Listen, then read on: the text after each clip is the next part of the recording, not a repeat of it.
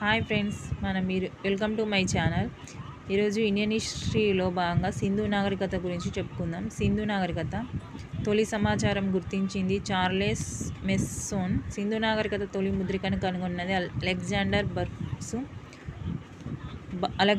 Burns. భారత పురావస్తు శాస్త్ర మొదటి director general sir Alexander Cunningham.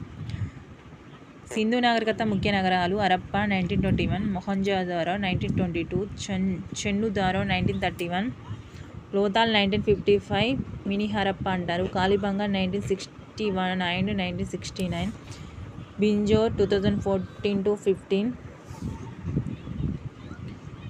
Harappa 1921 త్రవ్వకము Dayaram Sawhney. ప్రస్తుత రాష్ట్రం పాకిస్తాన్లోని పంజాబ్ రాష్ట్రం మాంటుగోమరి జిల్లాలో ఉంది. నది రావి. లభ్యమైనవి: ఎర్ర రాతిలో చేసిన నగ్న తలలేని పురుషముండి విగ్రహం, నాట్యం చేసే బాలిక, శాసన